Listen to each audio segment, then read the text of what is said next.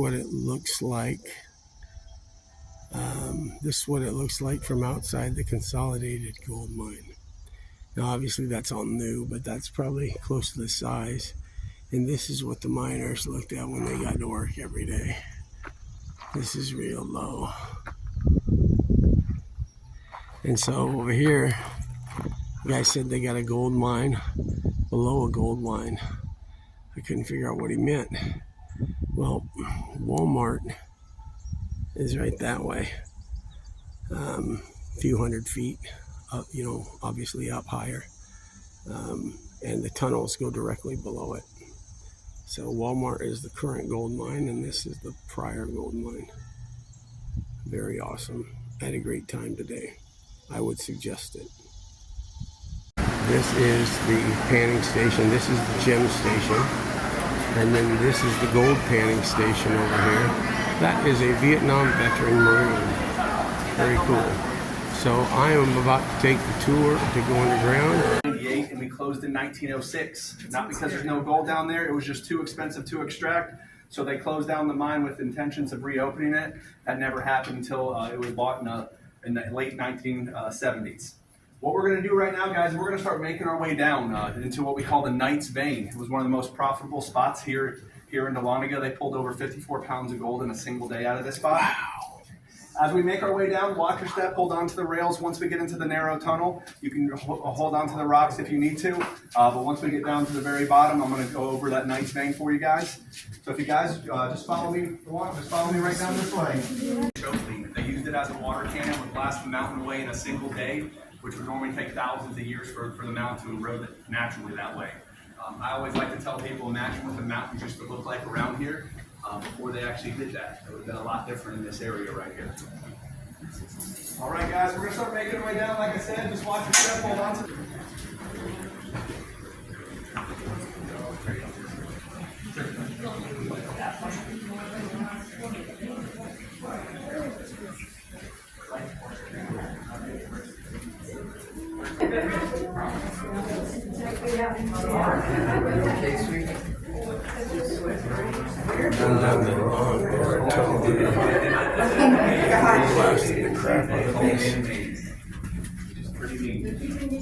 Yeah, exactly. Well, if not, we'll find the answer before we get out of here today. Can y'all hear me way back there? Yes. Yeah. All right, so what we're looking at is the Knight's Vein here. Originally, that vein started at the very bottom. They worked from the back side of the mine and worked their way up through the spot that we're looking at. There was a 22-foot wide vein of quartz, the largest quartz vein ever found in the world right here. In that quartz is where you find the gold in our mine. They pulled 54 pounds of gold in a single day, and it was just in dust form. But 54 pounds of gold today, you're looking at over $3.5 million in a single day what they pulled out of here. As you look over here, you can see there's another little mine shaft going straight back that way. There's another one around that corner. But a cool photo spot if you want to take a photo. We're going to start making our way down. We're going to be about 200 feet deep and walk about a quarter of a mile back into this mountain today. I always point this rock out right here. It's one of the only rocks that I give a name to. There's just one more. You'll realize that name as soon as you hit your head, so make sure you're done. It usually involves colorful language, guys. I guarantee it, okay? As you want to make your way down, hold on to the rail, watch your step, and we're going to go down to the next level here.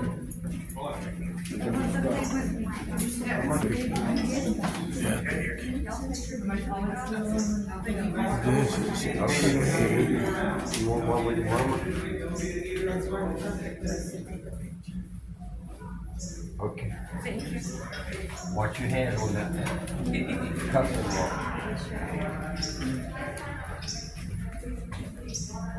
Wow. They wind it from the bottom. Epic. All right, let's go down.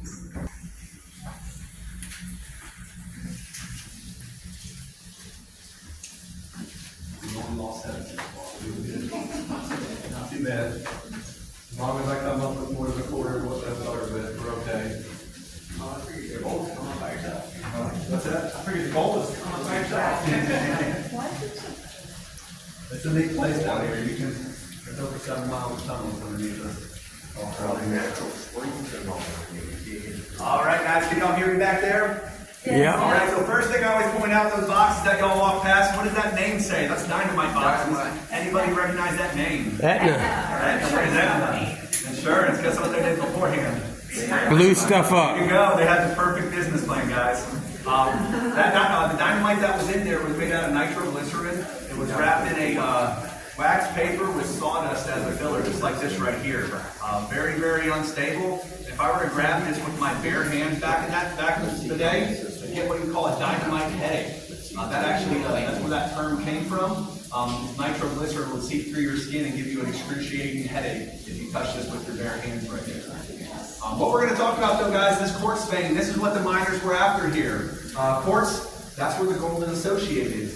Believe it or not, there is a ton of gold in this quartz, but the gold you find in this mine is a lot different than the gold that you're going to pan upstairs in a little bit. That's called placer gold. Down here, it's what we call flour gold. It's actually the size of a grain of flour.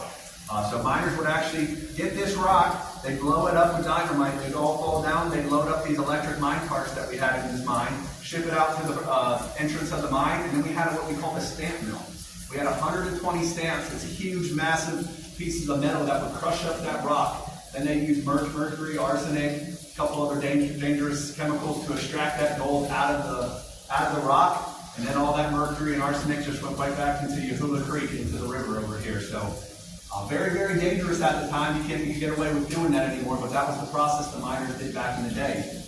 You'll see the orange color right here. That's all iron. Iron's associated with that gold as well. So if you find a heavy iron deposit with that quartz, you know that's what you're looking for when you're panning out in the river. You'll see this black sand. You know you're looking in the right spot because that's where gold is normally going to be found because it's one of those heavy metals.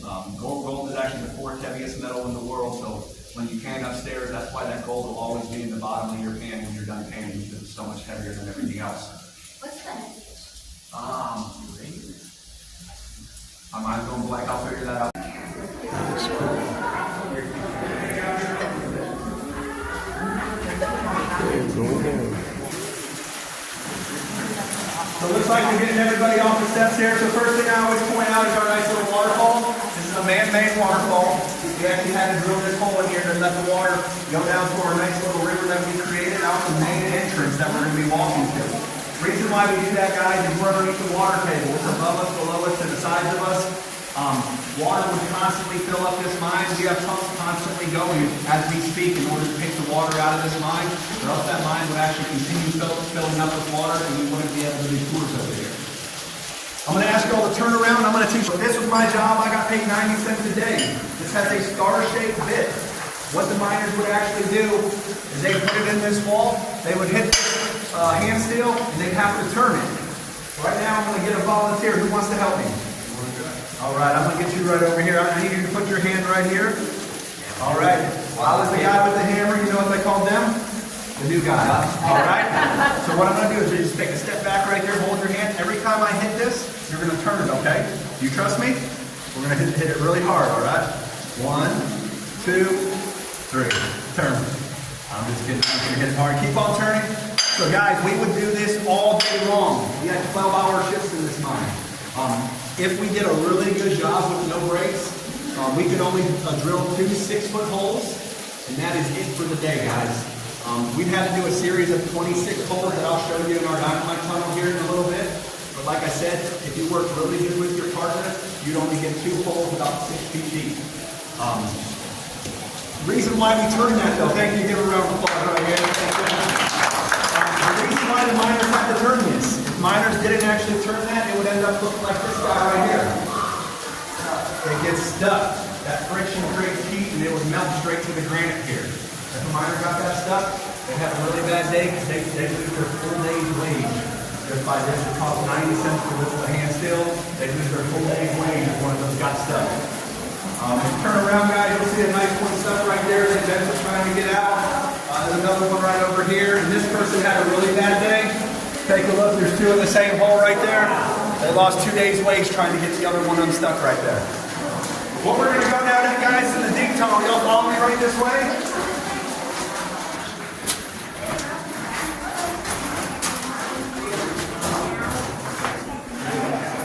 Oh, wow. Come on in and take a look down. It's the winch, huh? Cool spot. Was this the chute? This one used to have a mine cart going down there. And this pulled it up? This is the original winch system. That would pull it up. All right. Back then, the miners had to use a pump to pump water out. We have an electric pump that pumps water out today. This is one of those original pump the miners used. Who actually worked this was children. We employed children in this mine. There was no child labor laws. Definitely no OSHA here in this mine. They would pump this pump for 12 hours a day, but they only got a quarter for their day's work. All right? You want to work today? Yeah. All right, you got 12 hours. Keep on pumping, okay? What I tell people right now, this is a very unique spot right here because we're not only in the largest hard rock gold mine east of the Mississippi River, but one of the largest gold mines is above us as well. Anybody take a guess why? Walmart. Yeah, we're currently under Walmart Garden Center right now, and that's a gold mine in itself, guys. That being said, let's see. We did have about 4 or 5 years ago when I worked back here the last time. We had an underwater company come over with video camera and drones and went down, mapped out the area down there. It is really neat. Like I said, back in the 70s, they actually drained a lot of this water out. Got some of the tools out from down there, but to keep that water pumped out of here, it takes a lot of work. So that's why none of us want to walk another 700 feet down because we wouldn't make it back up today, guys. Do you have those plans on display anywhere? What's that? Do you have those mapped out plans on display? They have. I don't think they have it on display.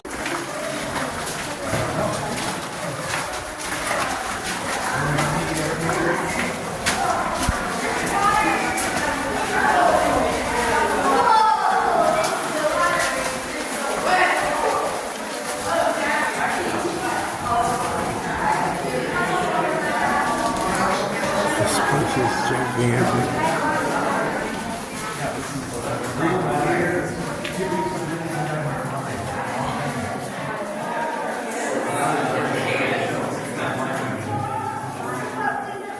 All right, guys. So what we're looking at is what we call a stope in mining terms. It was a quartz vein going straight up. What I got behind me is called the stope drill. What miners actually had to do, this was one of the first air-powered chisels that we had here in this mine. It was a great piece of machinery. The downfall weighed about 150 pounds. And you have to drill straight up. So how do you think they got that all the way up there? They actually used a ladder from here to here, and then they had a board going across, then they put another ladder. They'd have to carry this all the way up to the very top, drill into that very top. What do you think the dangers of that is? Falling rocks. Guess what? We didn't have these hard hats that I'm wearing today. It didn't start until about World War I, where they took the design from. So miners did not wear hard hats here in this mine. Another problem, guys, see all this white stuff right here? It's what we call silica. Miners were crushing up that quartz, breathing this silica dust. Miners would actually get a condition called silicosis. Little shards of glass were actually tearing their lungs up. All right, so life expectancy, once after out of this mine, they didn't realize until then, but life expectancy was a lot shorter because of that dust that the miners were breathing in. As we make our way a little deeper, y'all can stay to that side. See the blue pipe right there? That's the restroom for Walmart up there. Okay? Be careful if water starts draining out. We're going to start walking a little deeper, guys. Remember what this tunnel looks like? This is what we call a safety tunnel. We're going to talk about that in our next stop, and that is a safety tunnel where miners would actually take cover when dynamite was going off. Why is it so wet? We're underneath that water table, so any water that's draining from the surface has to make its way down so it gets through all these cracks. Safety tunnel. Guys, if you're over 5'8", you're going to have to duck. This rock does hurt if you hit your head on this one here, so just be careful as we make our way a little deeper in the mine.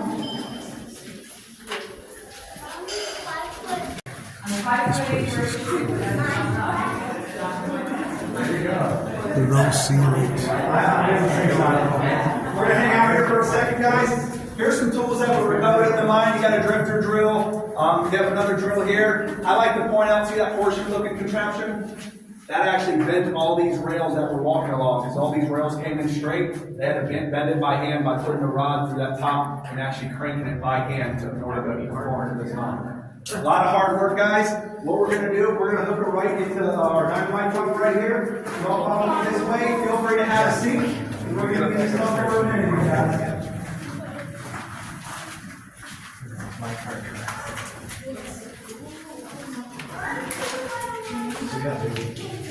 Break up all the big rocks. And they take that like right out of the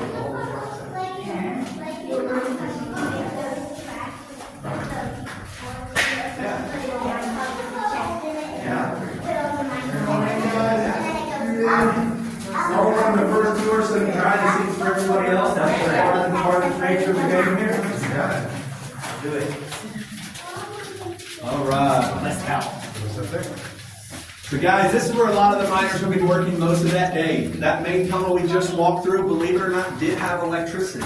It was ran on a series circuit with the old Edison style light bulbs. Does anybody know what a series circuit means? Just like Christmas lights, one light goes off, every single one of them in the mine go off. So miners actually worked under candlelight here in these side tunnels in the mine. That being said, here's what the dynamite I showed you briefly earlier. It was that wax paper, nitroglycerin with sawdust in there, had a blasting cap on the fuses. And what they would do, guys, is see the series of holes that are behind me. We have over 26 holes. They'd place 6 sticks of dynamite, push them back there with all their fuses, push them back with this high-tech equipment right here called a wooden rod. And they push it back as deep as they can go. And then once it hits, they pull it out. All the fuses would come out, and they would come have an extra long fuse out of this center spot right here. It was 6 foot long. As soon as they lit that dynamite, they knew they had about 3 minutes to get out of this mine. All right, so once I'm just kidding, guys. Like I said, though, how dangerous do you think it was? Because miners actually didn't have these lights like we see right now. What I'm going to do, guys, is I'm actually going to show you what it looked like to the miners as they worked here in this mine, all right? On the count of 3, I'm going to turn the lights off. 1, 2, and 3. If you look towards me, you see absolutely nothing, guys. What I'm going to do is I'm going to light this candle, and that's how much light the miners had. Miners actually got 3 candles a day. Each candle would last about 2 hours. Their shifts were 12 hours, so that doesn't add up. That's another reason why they worked in pairs. They'd have just enough light to work here in this mine at the area that they were working at. Once we lit this, though, guys, what happens if you light dynamite? What are you going to do? You want to get out of here, guys. Do you think you could get from here to that safety tunnel in 3 minutes? Yes. You think you could, but what happens when you try to run out of a mine? Yeah. Oh, it didn't go off. There it is. There you go. All right, guys. So miners actually would actually hold out their hand, feel along the wall, and put a hand out in front of them so they wouldn't run into anything. What I'm going to do right now, guys, I'm going to turn the lights back on in 3, 2, and 1. I'm just kidding, guys. So a cool thing I like everybody to do here, it's on everybody's bucket list, and we're going to fulfill that dream today. When they lit the dynamite, what do you think the miners would say when they lit the dynamite? Fire in the hole. Fire in the hole. So that's exactly what we're going to scream out here, guys. On the count of 3, we're going to check it off your bucket list. Maybe the one and only time you're ever going to be able to do that. So on the count of 3, we're all going to yell out, fire in the hole. 1, 2, 3. Fire in the hole! That would let every miner in this mine know that dynamite was going off. And we employed over 600 people here in this mine. All right, all the miners would make their way into the safety tunnels, and what they did was kind of weird, but this is exactly how miners would prepare for a blast. They would spread their legs out, cover their ears, bend their knees, open their mouth and look straight up, and make a humming noise out of their mouth. The reason why they did that, there was so much force and pressure here in this mine, it would actually collapse your lungs if you didn't do it the correct way. So that's what miners actually had to do in that safety tunnel that I pointed out earlier. I don't know how they figured that out. Trial and error. How many times it took, that's exactly what you got to do. So how did they ventilate all the gases and stuff from the mine just there's a lot of air naturally? shaft tunnels that go straight up. There's no natural gases that are coming into this mine. Some other mines in different areas do have different gases going in. Here, all we had to have was air shaft tunnels just to provide a little more oxygen. Right now, we're not too far from the entrance, but we didn't have to supplement any air down. Awesome. I'm going to slide past Joe. We're going to make our way a little deeper in the mine. If you have questions, just holler them out, guys.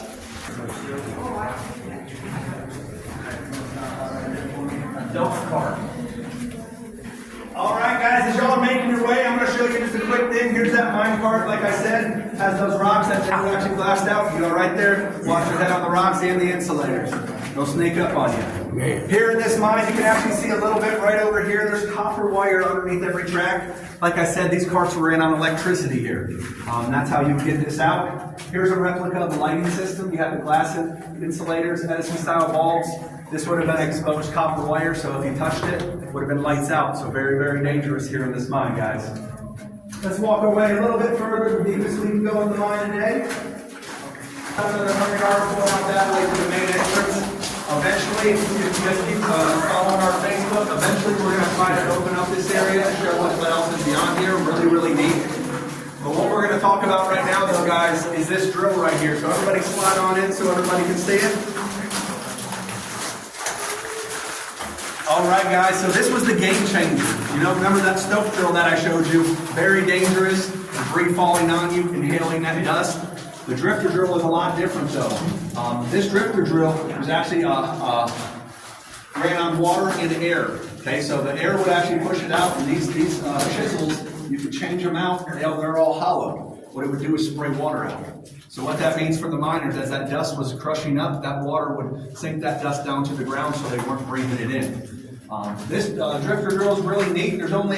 This is less than about 20 of them left in the world. Most of the metal and the machinery that you see in mines across the U.S. here, they didn't have any of that left in other mines. The reason why we have a lot of equipment here in our mine, we closed in 1906 before the war started. We actually flooded this mine, blasted the tunnel shut, and then we burned all the records so they wouldn't know how much taxes we had to pay on all the gold that we actually found.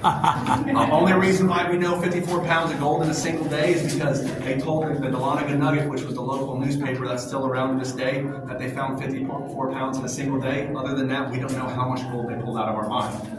Cool thing about this, though, guys, this is the only one in the world that actually still works. I'm going to show you all what it actually sounded like to work here in this mine. I'm only going to run it on 20% of the power because it is extremely loud. Miners would actually go deaf within 3 months of working this. One of the most paid positions here in this job. But on the count of 3, I'm going to turn this on and show it to you. What I'm going to ask you guys to do is cover your ears. But as soon as I turn it off, lift your hands off and hear the coolest echo that you're going to hear go through this mine. Y'all ready? Yeah. In 3, 2, 1.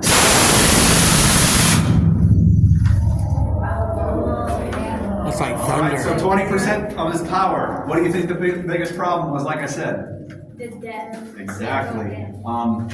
Like I said, it's a really neat piece of machinery. This was also a game changer because instead of holding it straight up, they had it on this brace. It was free moving. You could drill into the wall at different times, and you didn't have to hold it up in the air.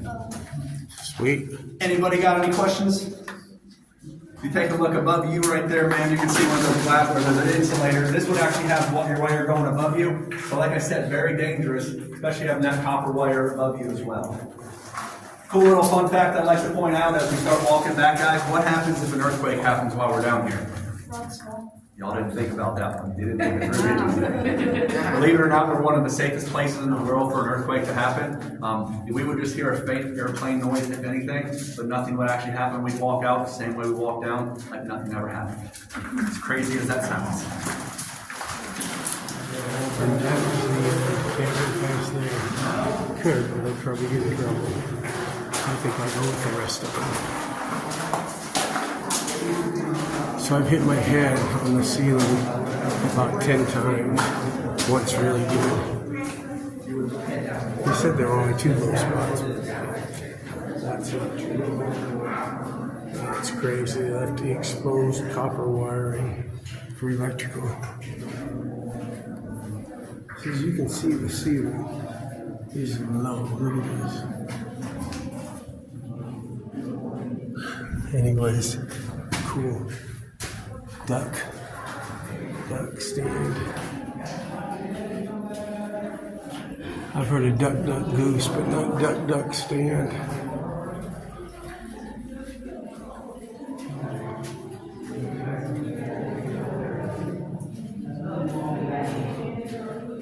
Anyways, we're headed out, so I'm going to get back at the end of the tour. That is freaking cool. Look at that monster. What a beast. That U-shaped thing, he said, was a rail bender. Crazy. And these are the original tracks for the ore carts.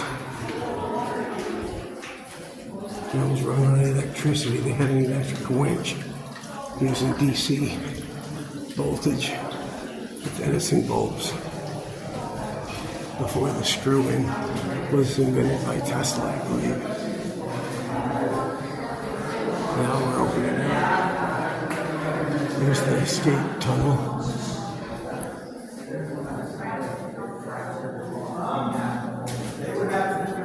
That vein straight up, so they chased him. They just have to remember how they went down, come back up, or else they have a very bad day spending all night in this mine. Like I said, their candles went out, they don't have no way to get out of this mine, they have to try to figure a way out of it. All right, guys, as we make it a little further, look at this wooden structure right here. Believe it or not, that wasn't here when the miners were here. We actually built this. This is a rock measure. This was the original Knight's Vein. They started right here and worked their way up to that opening, and then we go down on the first part of the tour. We're going to start. He said that's part of the nice thing. It went straight up. That floor is just above, but it keeps going up.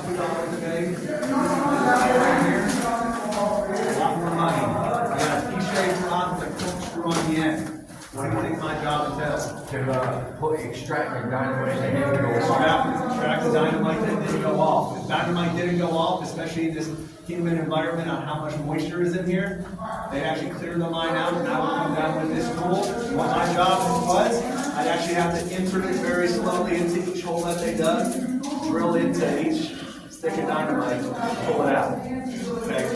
Very, very dangerous job, but somebody had to do it. They got paid a little over $2.50 a day to do it, so they got paid really good, especially when the national average at this time was only 30 cents a day.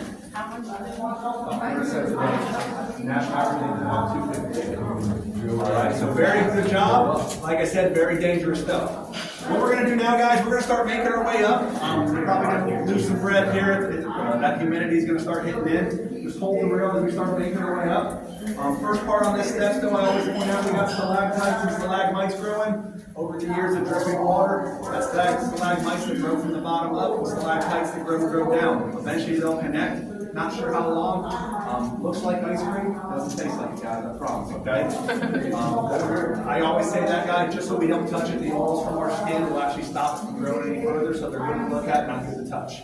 Follow me up this way, guys. We're going to start making our way up slowly here.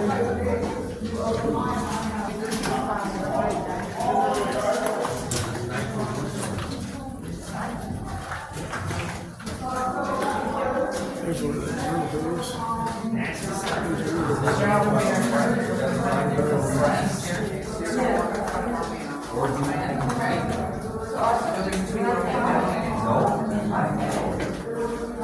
Crazy in here. I can't imagine working in pitch black in here all day. Probably way less ventilation back then than they have now. Anyways. And this are those dynamite extractors. And he said they go in and remove the unexploded dynamite by screwing that in and pulling the leach out. They got paid 8 times as much as a regular miner, but they probably had a much shorter life expectancy. There's stalagmites that are growing in here. And they're also growing down from the ceiling, but you can't see it. It's the safe. This was safe for the Consolidated gold mine. That is a big, heavy safe. They got it on wheels.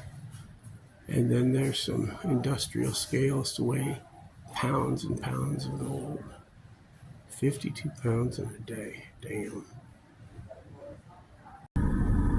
So all around the mine, everything is covered with this kudzu. There's some invasive, I don't know if it's Japanese, but some kind of Asian invasive species.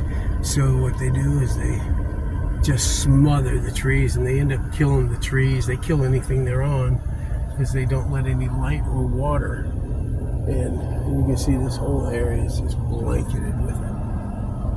So probably be a lot more light on here in a few years once this kills all the trees and they fall down. But I'm on my way out of the gold mine, so just wanted to give you a shot of this. Check out some of that quartz real quick. Maybe there's something worth grabbing. That was a great time. I would definitely suggest the Consolidated gold mine if you're ever in this area. It's great. Great history, a great mine. Something fun to do. You get a pan for a little gold. So I just got the call from Jeff, and we're about to head out to one of his good spots. Anyways, hope you guys have a great day, and never forget, Bad day on the creek beats a great day on the couch every time. Get on the creek. Peace.